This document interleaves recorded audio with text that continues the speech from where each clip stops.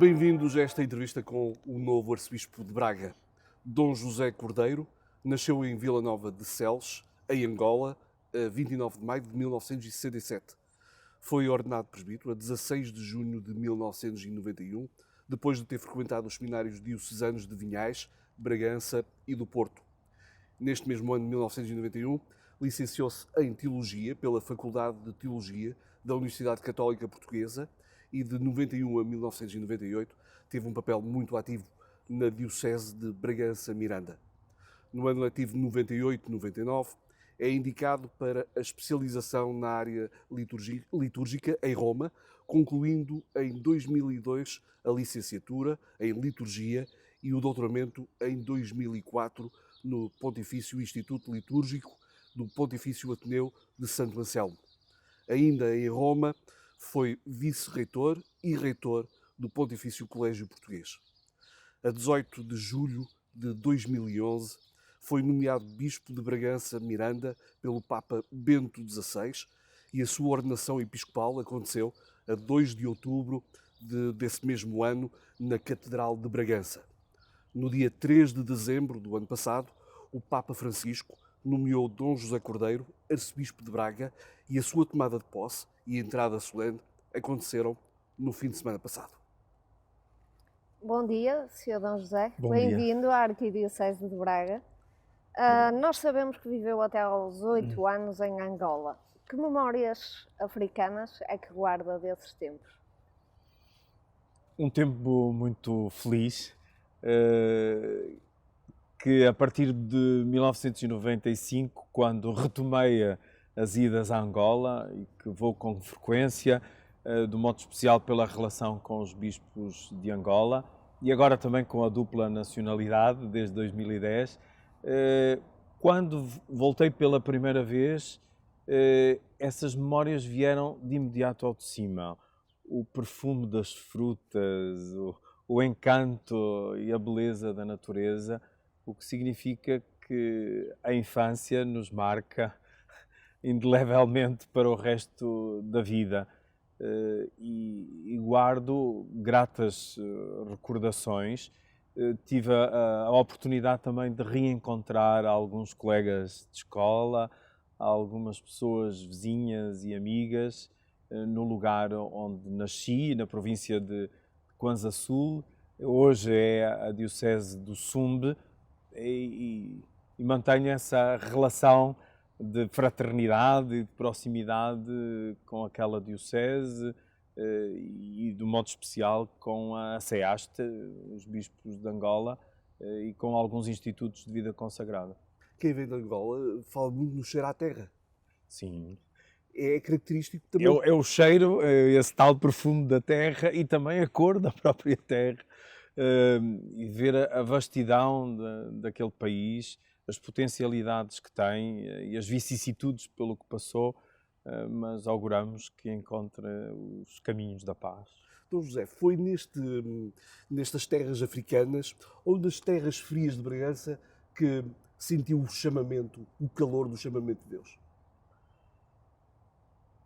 Olhando a uma distância crítica, já foi nas terras de Bragança, mas certamente que a semente foi lançada nas terras de Angola, porque os meus pais frequentavam a missão de Santo António do Dumbi, que primeiro teve com os padres da Arquidiocese de Luanda, mas depois com os missionários da Boa Nova, e de 15 em 15 dias nós íamos lá e de 15 em 15 os padres vinham ao lugar onde vivíamos, no Capolo, e almoçavam em nossa casa, o que significa que o trabalho foi lento e progressivo e, como Deus é imprevisível, nós não sabemos dizer exatamente o momento em que isso aconteceu, mas é um processo que acompanha as várias etapas da nossa história.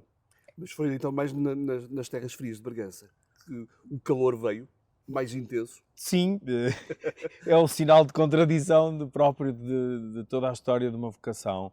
Posso dizer que provavelmente terá sido aos 16 anos de idade, com a morte do meu pai, que estranhamente ele não queria que eu fosse padre, mas queria que eu frequentasse o seminário porque achava que o seminário proporcionava uma educação e uma cultura melhor que naquela altura o ensino oficial. Mas é provocado nesse acontecimento e o acompanhamento da minha mãe e dos formadores do seminário, porque eu já estava no 10º ano, que sinto que foi aquele sinal e aquela interpelação maior que Deus me fez para prosseguir o caminho do seu seguimento no sacerdócio. Mas e a sua mãe, então, reagiu bem? E o resto da família compreendeu o chamamento, a vocação? Sim, Como é que foi na a altura? minha mãe foi essa diretora espiritual. Nesse momento, ela também já vive a Páscoa da Eternidade. Quando eu pus a possibilidade de não continuar aos 16 anos no seminário, fruto da morte do meu pai, tenho mais 2 irmãos, e ela que teve que assumir o cuidado, porque o meu pai morreu com 49 anos, é da mesma idade que a minha mãe, e ela disse: se Deus te chama, eu estou aqui para te ajudar. E aquilo que tu decidires é aquilo que eu quero como também melhor para ti. E este acompanhamento e esta proximidade, mas sobretudo esta atitude de fé desta mulher mãe crente, foi para mim decisivo na história do discernimento e do prosseguimento no seminário, depois ao longo da minha vida. E os seus irmãos? Também acompanharam, eu sou o mais velho. Sim.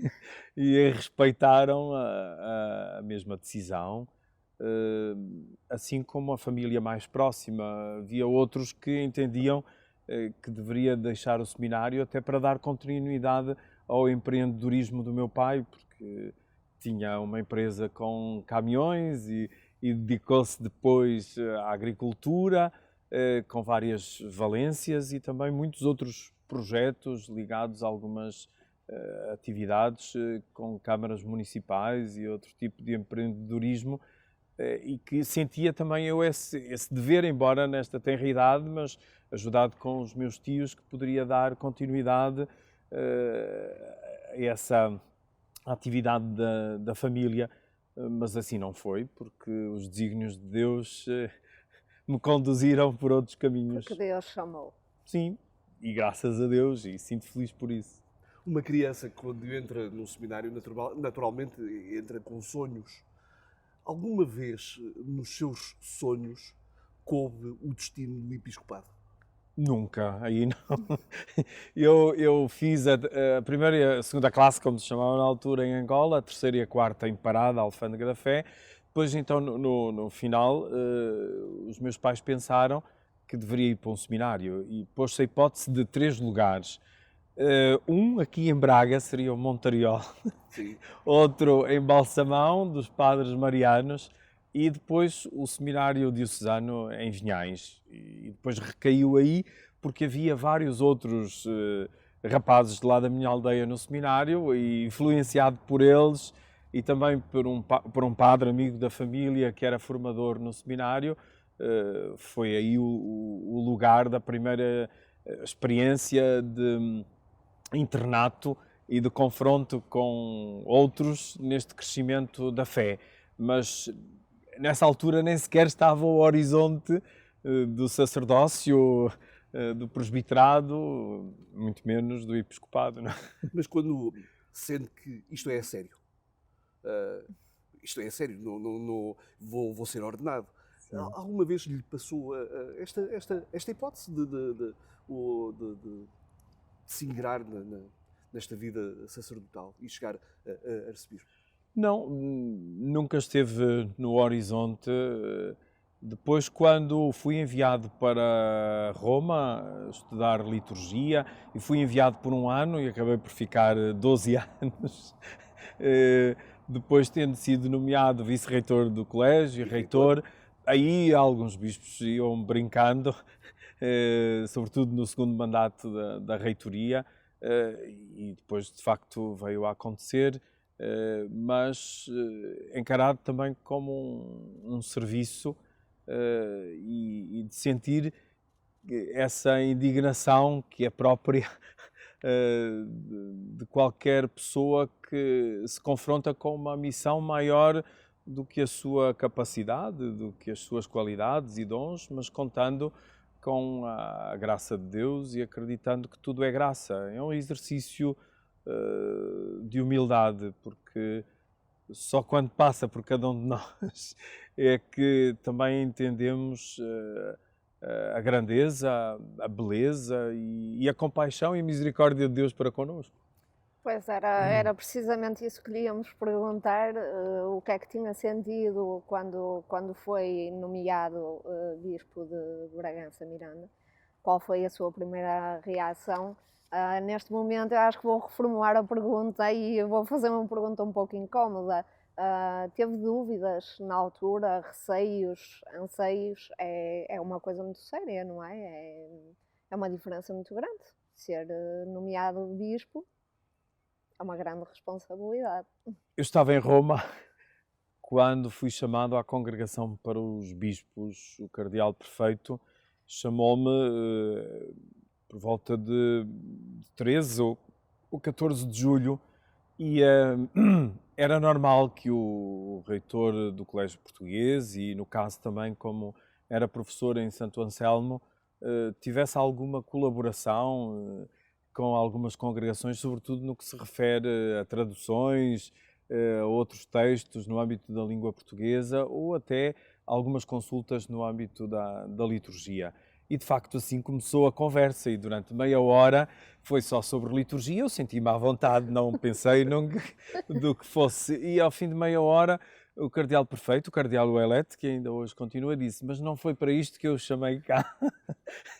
E então comunica-me assim diretamente a notícia o Papa Bento XVI, que foi ontem para Castelo Gandolfo, para as férias de verão, nomeou para Bispo de Bragança Miranda. Eu fiquei assim um tempo sem respirar quase, porque era a diocese de origem, a minha diocese de crescimento e do exercício do ministério presbiteral, e era em nome da diocese que também estava ao serviço do Colégio Português em Roma, no âmbito da Conferência Episcopal Portuguesa. Mas depois ele continua e disse: o senhor só tem que dizer não, porque o sim já está dado. Ainda me põe bem esbaralhado. E eu na altura andava a estudar São Martinho de Tours, a propósito de um trabalho, e depois só consegui responder com as palavras de São Martinho de Tours, que diz: se sou necessário ao meu povo, não recuso trabalho. E foi nessa atitude que aceitei. E entretanto aí prende-se uma história mais engraçada, porque depois ele diz: então quando é que gostaria que fosse tornado público a sua nomeação? E de manhã tinha estado a celebrar no Colégio Português e tínhamos visto o diretório que naquela segunda-feira seguinte, como acontece este ano, era 18 de julho, a memória de São Bartolomeu dos Mártires. Eu disse que gostaria então que fosse neste dia. Mas não pode ser porque é muito rápido, é preciso, isto tem aqui uns exercícios ainda a fazer com a anunciatura em Portugal e a comunicação aos bispos.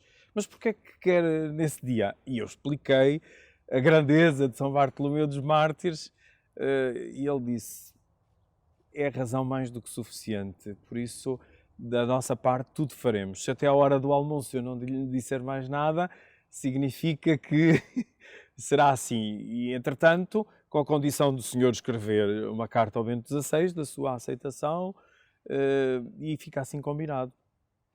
E assim aconteceu.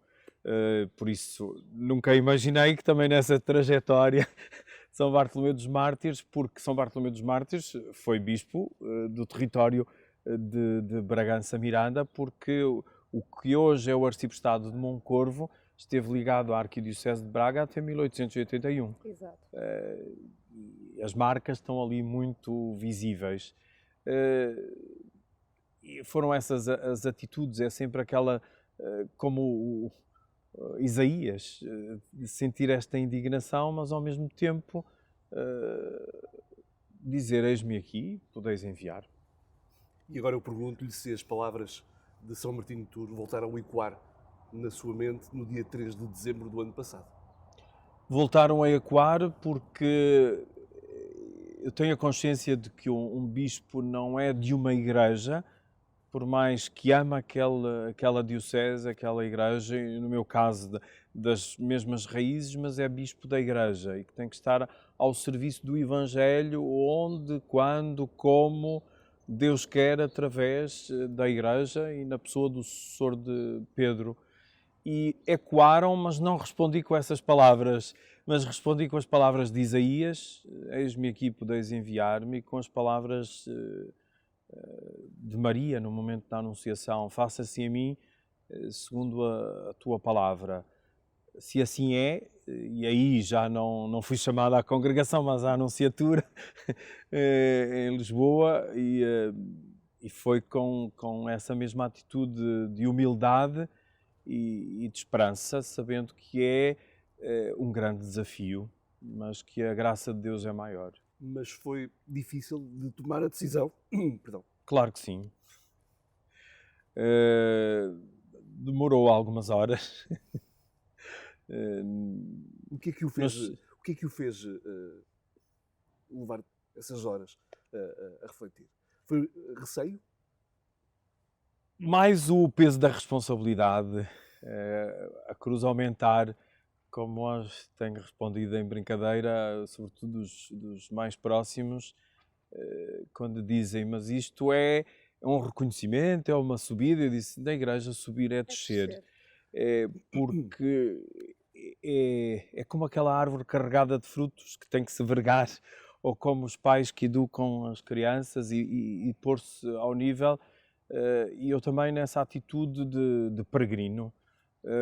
Na capela da Casa Episcopal em Bragança existe um grande quadro de Moisés diante da sarça ardente e é preciso estar muito atento. Eu levei alguns dias a perceber onde estavam as sandálias, porque ele estava descalço, mas elas estão lá quase irreconhecíveis. É preciso tirar as sandálias, entrar descalço no sentido de que a terra que se pisa é sagrada.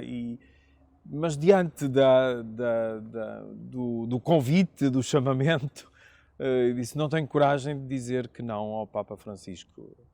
E a carta que imediatamente somos chamados a escrever, e a manuscrita,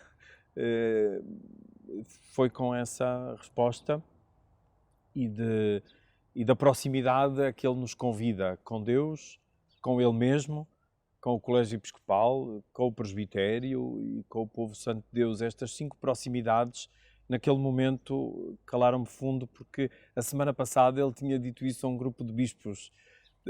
E eu guardei aquilo para mim, mas sem saber que me ia tocar a mim naquele dia, porque quando o Senhor Núncio me contactou, eu estava no barbeiro.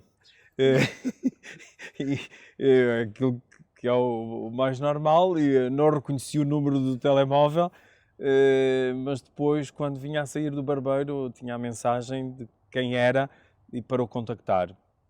E aí nasceu, e nos finais de novembro, eu fui lá, chamado, e depois tudo o resto se desencadeou e aconteceu ser no dia 3 de dezembro, e também a interpelação de São Francisco Xavier traz esse repto da missão, de ser servidor da evangelização, porque a Igreja existe para isso, a sua identidade é evangelizar. E por isso aí não há que ter medo. Agora, a responsabilidade aumenta, aumentou também o tempo de oração diário, porque sem ele nada acontece, e é no âmbito da fé e do Evangelho que me disponho inteiramente ao serviço desta arquidiocese, como foi a atitude até aqui. Mudam os lugares, mudam os rostos, mas o Evangelho é o mesmo, o endereço é o mesmo neste caso. E a vontade de trabalhar a mesma? Sim. E o que é certo é que o tempo voa e já o temos cá connosco, não é? E realmente mudam os lugares, mudam os rostos, e eu gostaria de lhe perguntar o que é que já conhece da nossa arquidiocese. Imagino que já tivesse vindo cá várias vezes no exercício do seu ministério, já poderia ter feito alguns passeios em família até, quem sabe, mas o que é que já conhece em termos geográficos? Alguma coisa, mas falta muito para conhecer, desde que vim de Angola por motivos familiares, também passei a frequentar Braga, por isso desde a infância, da adolescência e juventude, e pelas razões pastorais igualmente, mas daquilo que fui estudando de modo especial nestes dias, há ainda muito para conhecer, de tanta beleza para se encantar, e sobretudo esta vontade de conhecer o mais importante, que são as pessoas. E esta é a primeira atitude de escuta, que é muito mais do que ouvir, como sublinha tantas vezes o Papa Francisco. E aquilo que ele teme é aquilo que eu também peço na oração que não seja, que o sínodo não se transforme num adjetivo e uma coisa de moda, mas que seja um substantivo, isto, que seja o compromisso inteiro, integral, integrado de todas as realidades, com o presbitério, com os diáconos, com as pessoas consagradas, com os leigos, com as famílias, com os presos, com os doentes, com as pessoas com deficiência, com os excluídos, com as periferias existenciais e geográficas. E há aqui um campo enorme, uma potencialidade enorme. Já passei os nomes todos das paróquias, os nomes todos dos padres e desse estudo profundo, e na oração tê-los sempre e em cada dia muito presentes, para que com as limitações próprias, com a nossa indignidade, mas sobretudo com esta vontade firme da coragem do Evangelho da Esperança. Sabemos que vem da quarta, suponho que é a quarta maior diocese do país. Em território. Em território. Nesta dimensão que é agora a diocese, a arquidiocese de Braga, acha que esta dimensão é uma dificuldade? É uma oportunidade. Em território é mais pequeno, é muito menos de metade do território de Bragança Miranda. Mais povoada. Sim, se aproxima de 1 milhão de pessoas a viverem neste território, com as 552 paróquias, incluindo a que temos em Moçambique, os 14 arciprestados e tantas realidades e organismos de comunhão. É um desafio enorme que sozinho não é possível, nem é pensável. Só juntos e caminhando juntos realizaremos as maravilhas que Deus quer e espera de nós. E o que Ele nos pede não são sucessos, nem planificações e programações. O que Deus nos pede é trabalho, é missão, e pede-nos fidelidade ao Evangelho. E a fidelidade é um amor que vence o tempo. Eu acredito que o que já aconteceu até agora, esta hospitalidade tão calorosa que senti, nunca até hoje recebi tantas mensagens como no dia 13 e nos dias seguintes. E uma das coisas que me propus a mim próprio foi responder pessoalmente a cada uma dessas mensagens. Lembro-me que no primeiro dia gastei 3 horas a responder, e nos dias seguintes não foi muito menos. O que significa que há esta vontade recíproca, e sentirmos-nos acolhidos é tão belo, é tão bom, é gratificante, embora sabendo que não existe Páscoa sem cruz, e a alegria vem-nos da cruz, mas é uma cruz florida, é a cruz com Cristo, porque Deus não nos pede facilidades, como diz Dom Helder da Câmara, mas permite que haja vida mesmo na dureza da cruz. Mas as primeiras impressões, o impacto é muito belo, é muito positivo, e Deus nos confirme nestes bons propósitos para prosseguirmos assim firmes na fé, alegres na esperança e generosos na caridade. Pois, e nós aqui em Braga temos a tradição de ter 2 bispos auxiliares, e estou a lembrar-me disto também porque, como disse, e como nos diz o Papa Francisco, não é? Não fazemos nada sozinhos. Nós costumamos ter 2 bispos auxiliares, neste momento só temos o Sr. D. Nuno Almeida, graças a Deus, que o temos, mas eu queria saber se pensa que a tradição vai manter-se. Esperamos que sim. Se Braga tem tido o arcebispo e 2 bispos auxiliares, e agora também o Sr. Arcebispo Emérito, o Sr. Dom Jorge, que colaborará connosco nesta missão evangelizadora, e esperamos que sim. E agora, com a vinda do Sr. Núncio Apostólico, daremos seguimento aos procedimentos.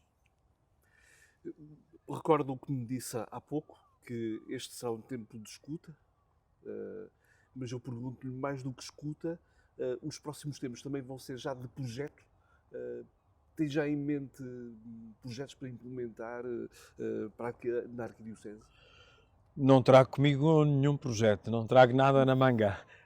Trago o coração cheio do Evangelho e da partilha sob a ação do Espírito Santo, na escuta dele, e o escutar o mais possível todas as pessoas e todas as realidades, a começar pelo presbitério.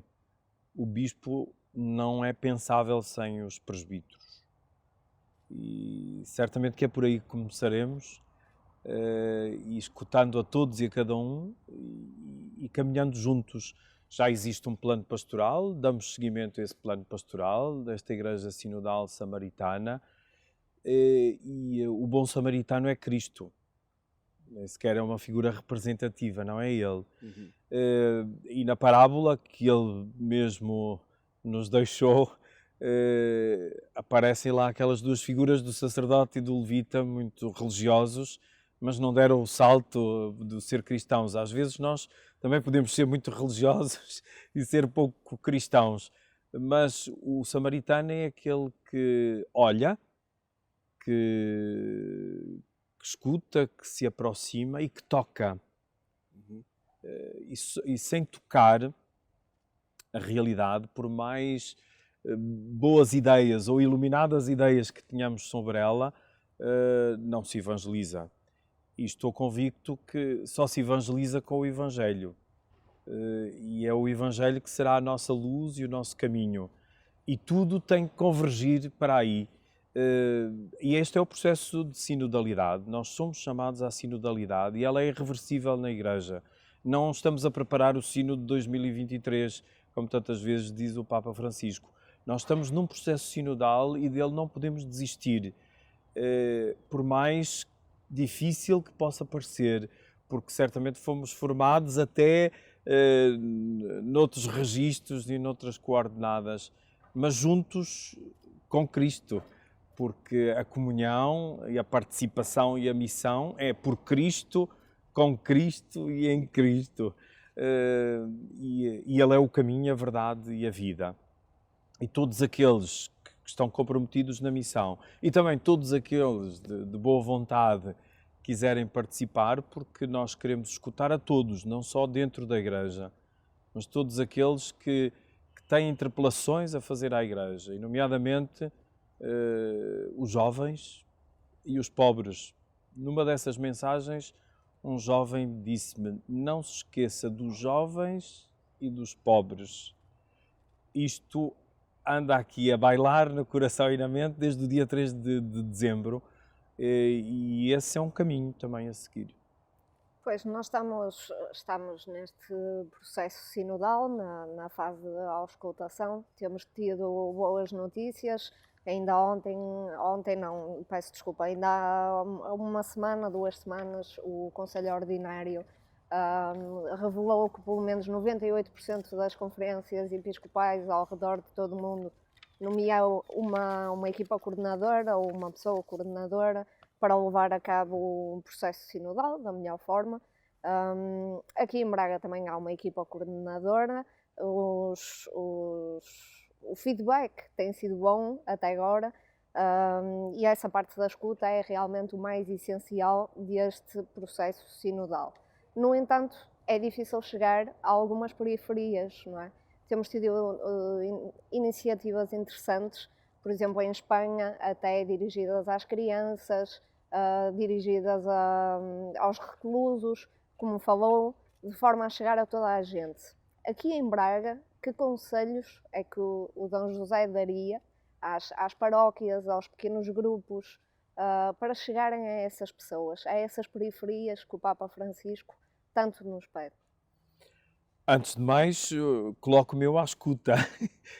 Eu é que irei ouvir as interpelações de todos os agentes pastorais, a começar pelo presbitério, como já referimos.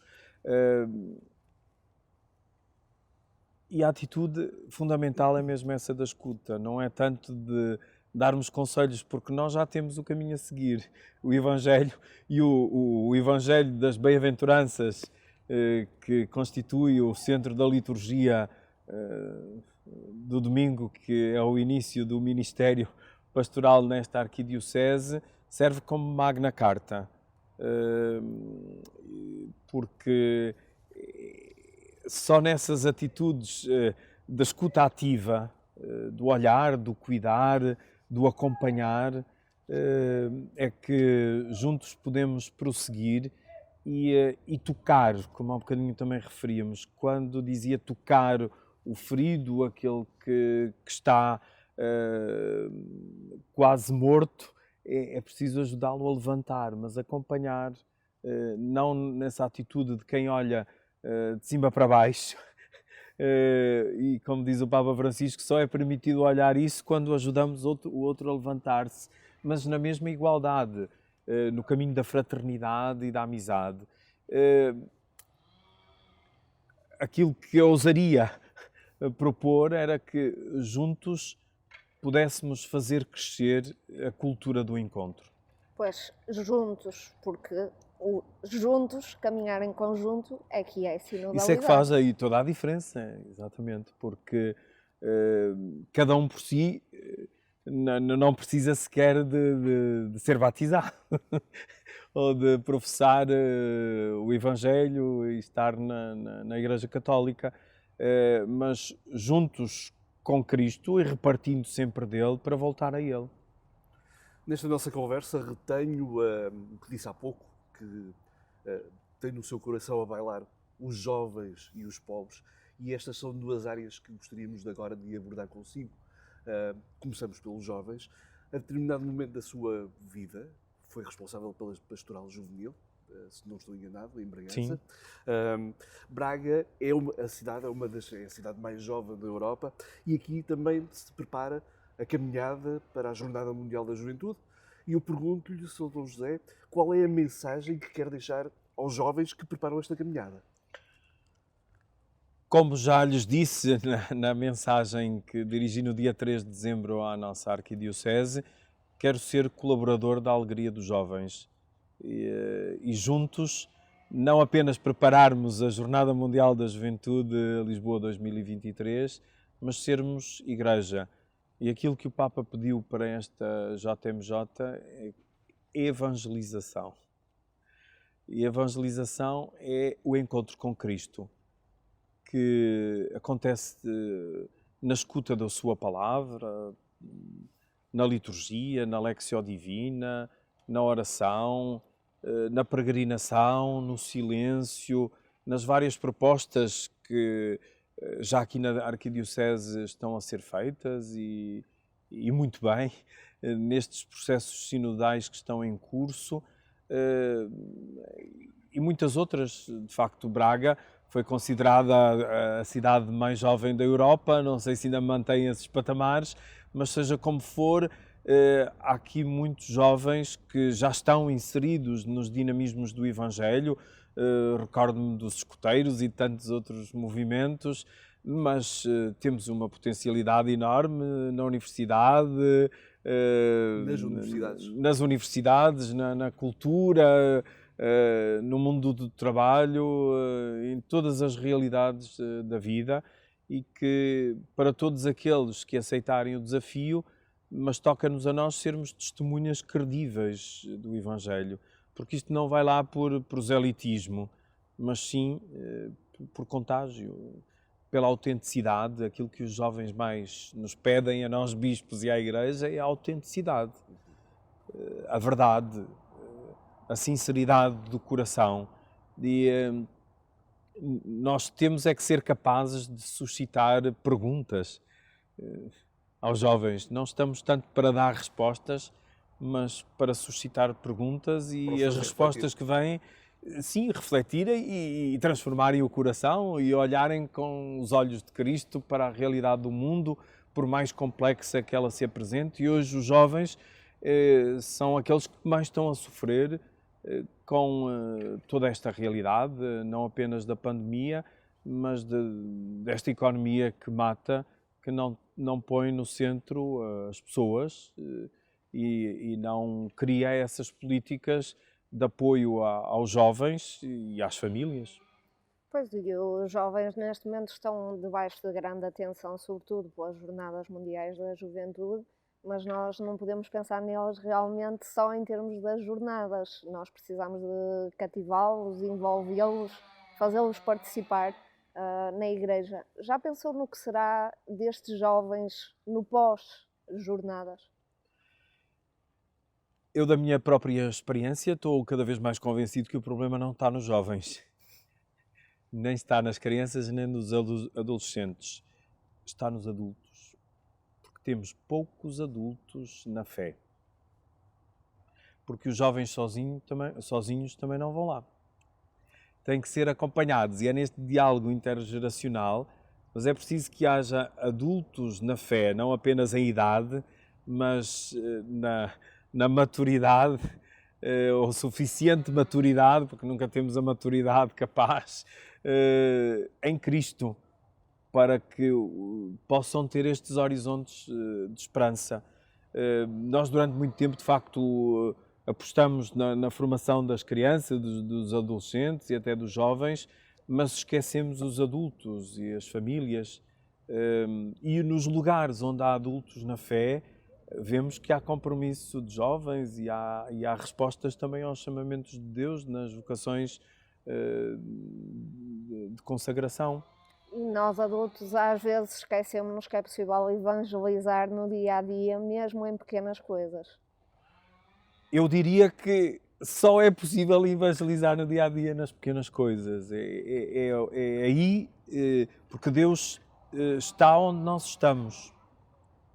E quando nós descobrimos essa presença, ainda outro dia estava interpelado com a vocação do Cardeal Martini, que é um grande na história contemporânea, faleceu em 2012. Ele dizia que a sua vocação terá nascido aí pelos 9 anos, ao contemplar a lâmpada, a lamparina junto do sacrário, porque é nas pequeninas coisas, na relação com a criação, no Laudato Si da casa comum, nos símbolos da liturgia, da oração, e eles têm que transmitir essa beleza e autenticidade. Uma lâmpada de azeite que ilumina e que é fruto do trabalho do homem e fruto da criação, que nos conduz até Deus, porque os sinais têm essa missão de não ficarem em si próprios, mas nos remeterem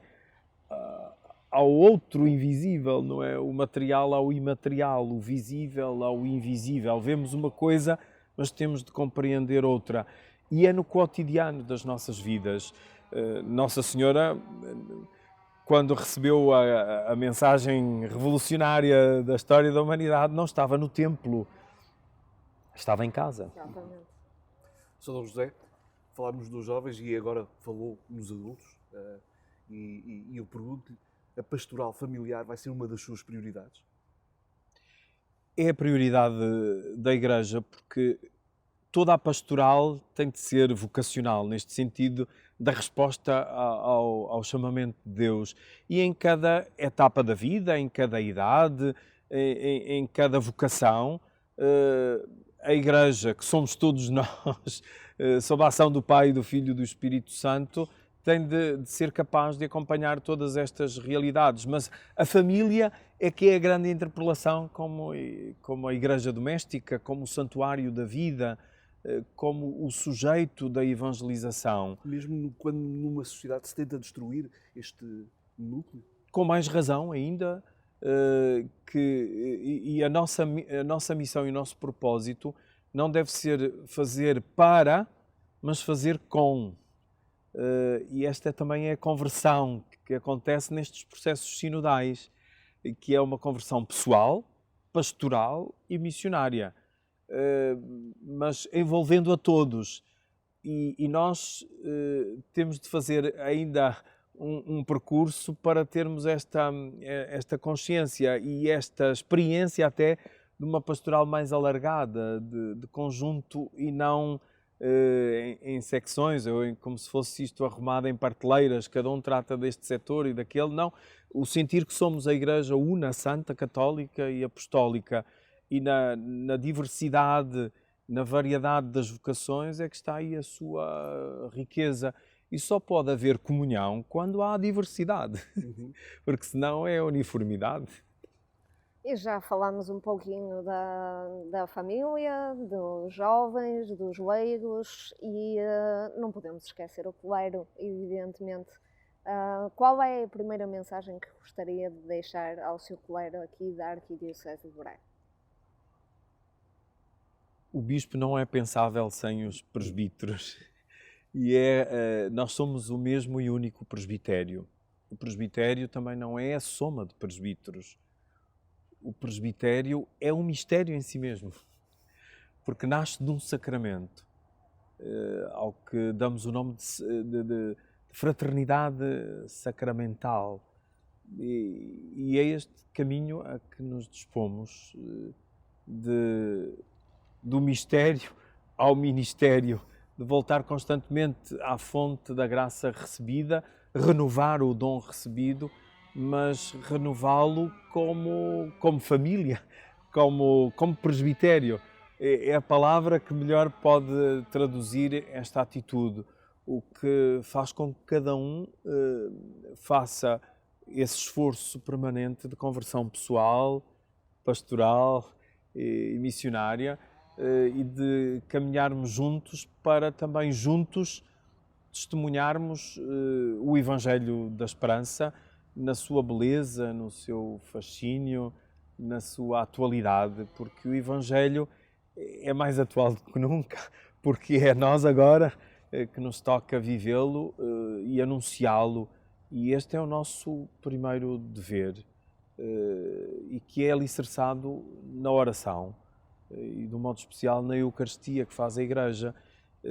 E a Igreja sem Eucaristia não existe, mas a Eucaristia não é possível se não houver presbíteros. Claro.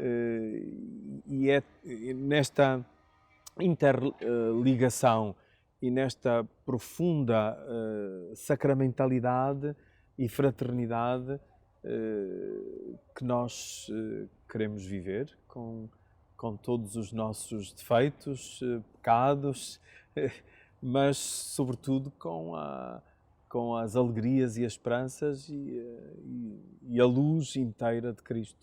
E normais numa família, não é? O presbitério é uma família e, como diz o Papa Francisco também, a família é o motor do mundo.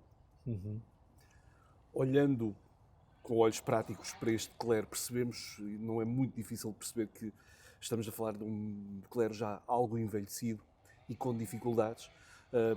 Eu pergunto-lhe, Sr. Dom José, será necessário uma reorganização pastoral a médio e a longo prazo?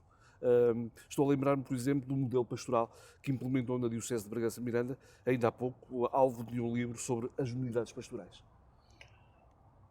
A reorganização se ela tiver que ser feita, vai nascer da escuta ao presbitério. Como disse há bocado, não trago nada na manga.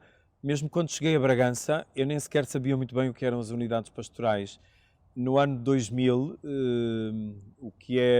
depois foi o vigário-geral, na altura o bispo de então tinha-lhe pedido um estudo sobre as unidades pastorais que estavam a surgir em vários lugares da Europa, nomeadamente em Milão, a partir de 1991, depois no norte de Itália, na Suíça, na França, e esse estudo fui encontrá-lo numa gaveta lá no arquivo da Casa Episcopal e disse, está aqui um caminho, por que não aprofundar isto?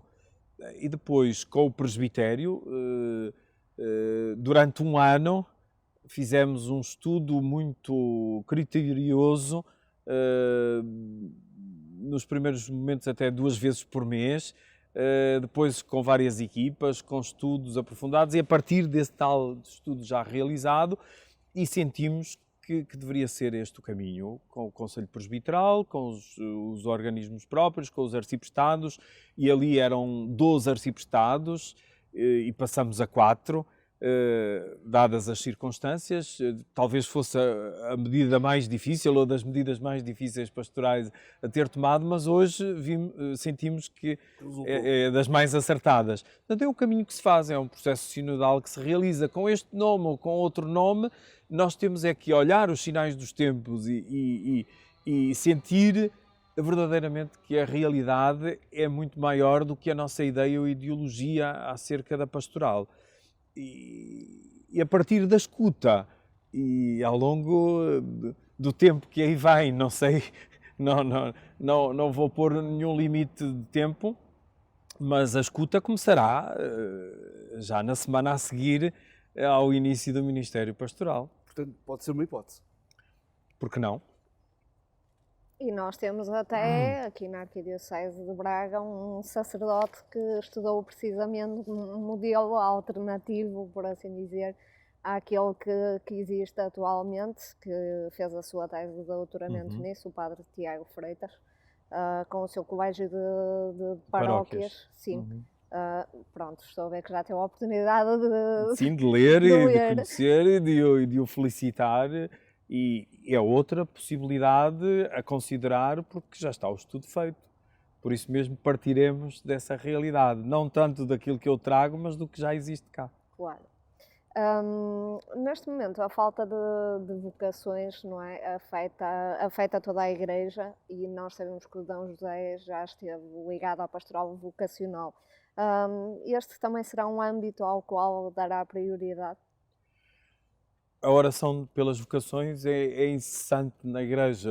Jesus diz, pedi ao Senhor da Messe que envie operários para a sua messe. Nós perguntamos-nos, mas rezamos tanto e como é?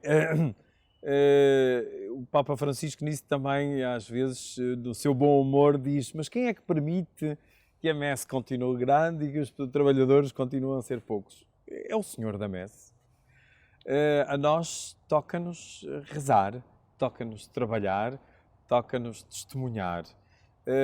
Há algumas interrogações que eu às vezes também me ponho, é que nunca houve tantos padres na Igreja como hoje. Nunca houve tantas vocações na Igreja ao longo destes 2000 anos como hoje. Acha? Nunca houve tantos leigos comprometidos na Igreja como hoje. Nunca houve tantos catequistas. Agora, não é aqui. Pois. Mas é na Igreja. A Igreja não tem fronteiras, é um todo. O que é que falta? Certamente dependerá de nós, porque naqueles lugares onde há este encontro com Cristo, onde há esta exigência, mesmo em muitos institutos de vida consagrada, onde existe esta autenticidade de vida, não há falta de vocações. Esta é uma pergunta para todos nós que nos temos que fazer. E se calhar a oração deveria ser aquela também de Isaías, eis-me aqui, podeis enviar-me. Só que para isso é preciso criar silêncio em nós, deixar falar o silêncio dentro de nós, no nosso coração, e proporcionar também aquilo que mais ninguém oferece, Em muitos lugares do mundo, eu vi essa experiência na participação no Congresso Eucarístico Internacional em Budapeste, em setembro passado. Estamos a voltar à valorização da adoração eucarística na relação profunda com a celebração. E nas dioceses e institutos onde isso está a ser feito, também os frutos estão a acontecer. Porque a adoração eucarística é algo que é nosso e, de um modo especial, único na Igreja Católica. E temos de voltar a esse encontro e fazer propostas ousadas. Interessante que o Papa Francisco, na Evangelii Gaudium, contrariamente se calhar àquilo que estávamos à espera ou muito surpreendidos, ele por 14 vezes ousa apelar à criatividade. E agora, a propósito do ano de São José, também frisou muito a coragem criativa. É preciso ter coragem criativa para fazer propostas ousadas, mas é preciso estarmos convencidos. Se nós não estamos convencidos, não podemos convencer ninguém. E se nós não somos felizes no nosso ministério, se nós não vivemos da alegria que nos habita, quem é que quer também seguir esta mesma vida e esta missão? Por exemplo, se aos discípulos, aos que foram discípulos, Jesus lhes tivesse posto ali com muitas teorias para serem apóstolos, para serem mártires, eles teriam dito: olha, muito obrigado, vai à tua vida que nós vamos à nossa. Agora ele disse: eu farei de vós pescadores de homens. Ele chamou-os a partir do cotidiano. Voltamos ao mesmo que há bocadinho dizíamos.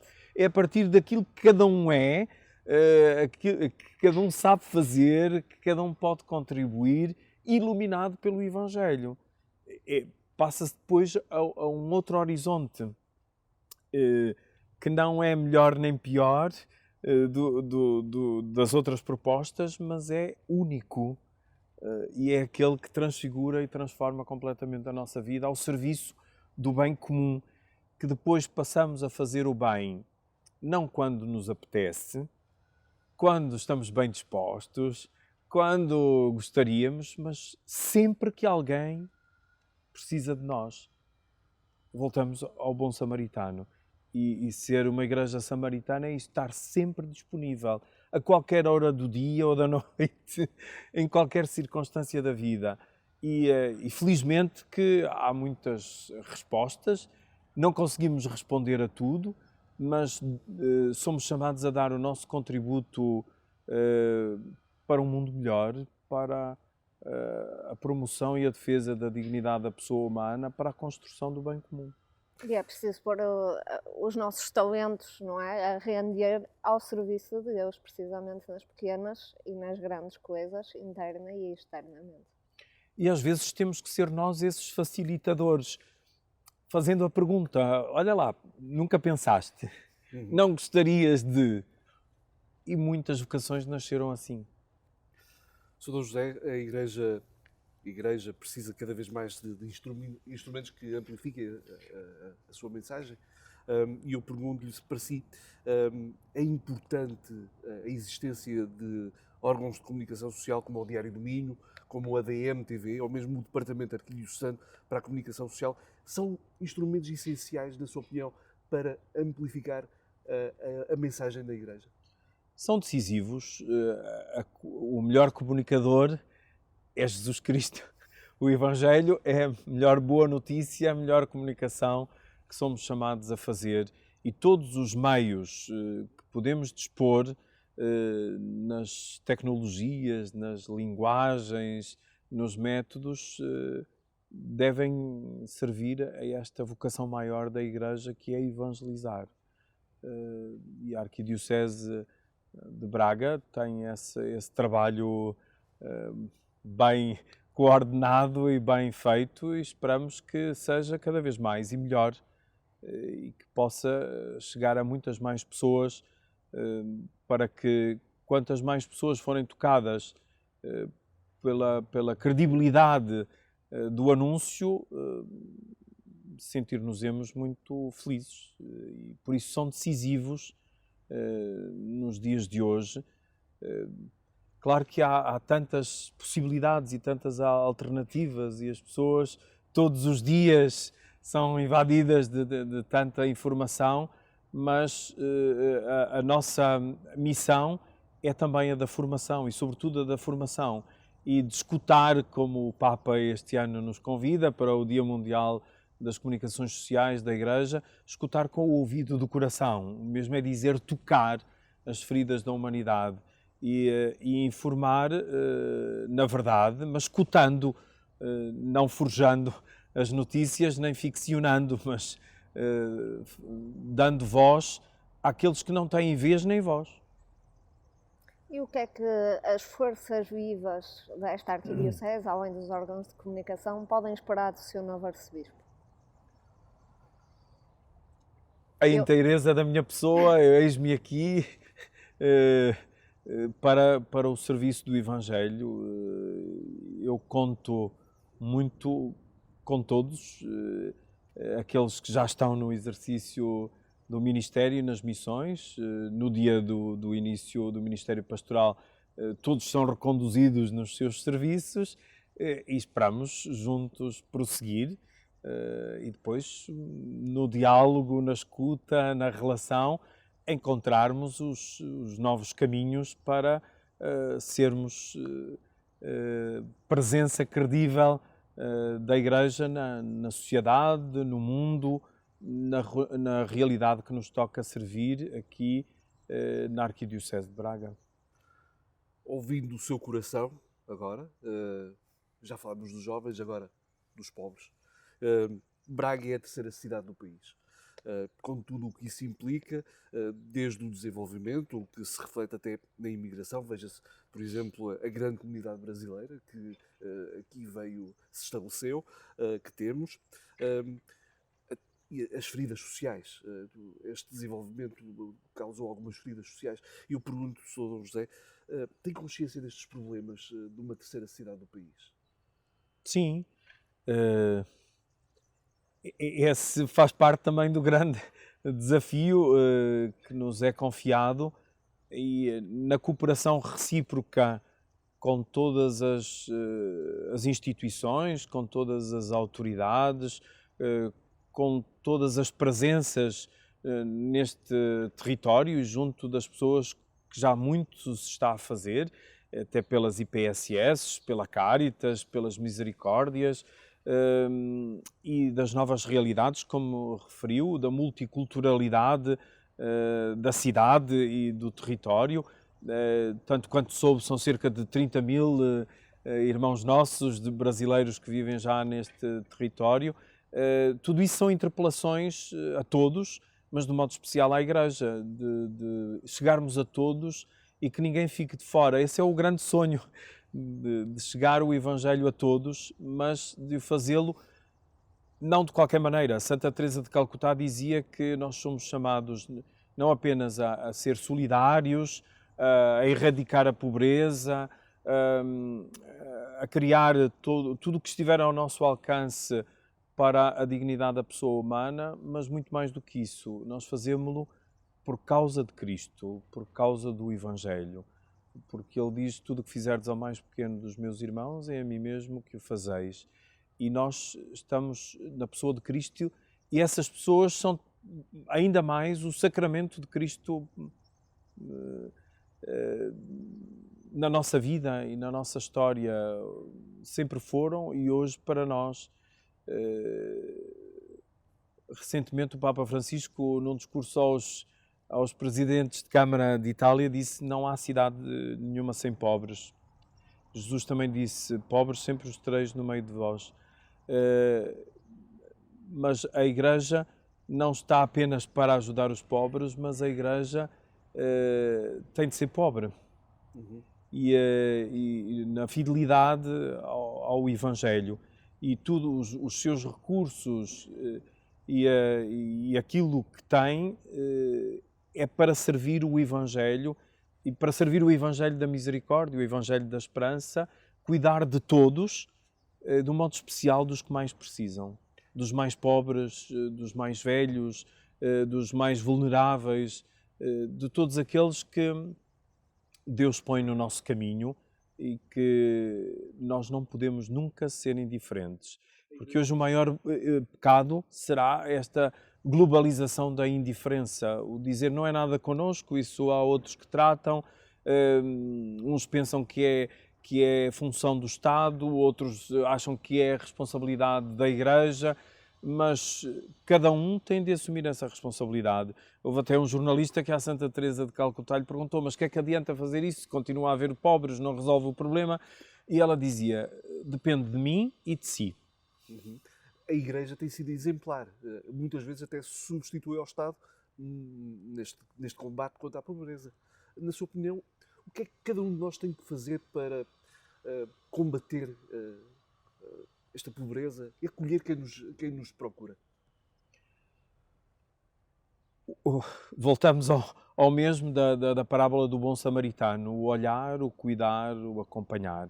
Em todas as expressões a que isso nos conduza, com as crianças, com os adolescentes, com os jovens, com os mais velhos, na relação com o Estado, na relação com a Segurança Social, nas nossas instituições, tudo aquilo que de bom já existe, porque onde há amor nascem gestos. É isso que traduz também o nosso plano pastoral e não pode ser apenas um slogan. Tem de ser a prática quotidiana. E do muito que já se faz, certamente que na tal coragem criativa muito mais podemos fazer. Será um denunciador das feridas sociais? A Igreja existe para anunciar e para denunciar, quando for caso disso. Falando da parte boa do desenvolvimento de Braga, Braga é a candidata à Capital Europeia da Cultura. Qual é que poderá ser a contribuição e a participação da Arquidiocese de Braga e do Dom José, claro, nesta candidatura? Já há alguma exposição, por exemplo, que foi ver ou que pensa ir ver enquadrada neste âmbito? Seria muito bom para Braga conseguir esta distinção. Antes de mais, essa candidatura é muito positiva. A Capital Europeia da Cultura em 2027. E o tema, tempo de contemplação, é fantástica como ideia, como tema. E isso também nos convoca. E por isso, com as autoridades e com as pessoas e instituições que estão envolvidas nisso, com maior gosto, alegria e esperança, participaremos. Estamos quase a finalizar esta nossa conversa e já que falamos de cultura, Sr. Dom José, uma pergunta muito pessoal. Costuma ir a uma livraria comprar livros, vai ao cinema? O que é que o Sr. Dom José anda a ler neste momento e qual foi o último filme que viu? Pergunta difícil. De facto, os livros são do cotidiano. Eu vivo rodeado de livros, mas vim muito leve para Braga. A maior parte deixei de acumular pela experiência académica e pastoral. Sempre que é possível, e agora menos tempo ainda, para me dedicar a eles, mas sim, alguns costumo comprar. Uma boa parte também nos é oferecido, mas gosto de entrar numa livraria, gosto muito. E quando vou a uma cidade ou vou em qualquer trabalho, e então a Roma é sempre uma tentação, as livrarias. E não resisto, e sobretudo naqueles âmbitos com os quais tenho que manter também essa atualização. Dos últimos que li, um livro de um padre de Braga, morri ontem, do cônego João Aguiar, daquele que foi superior geral dos dominicanos, A Arte de Viver em Deus.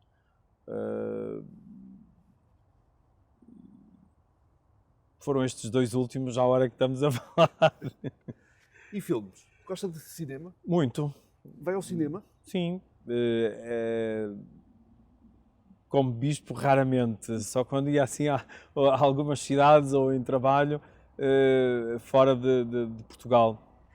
Mas gosto muito de cinema e neste tempo de pandemia, também através da Netflix, algumas séries ou alguns filmes tive a ocasião de revisitar e de ver.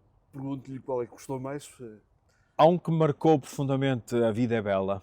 E neste tempo de pandemia, o redescobrirmos a beleza e a alegria de viver e do ser, mesmo na complexidade e na dureza que a própria vida nos apresenta. Sr. D. José, muito obrigada por esta entrevista, pela sua disponibilidade. Conte connosco para tudo aquilo que for necessário e desejamos-lhe muitas felicidades para o seu episcopado. Muito obrigado. Quanto a nós, Eu que agradeço. até uma próxima.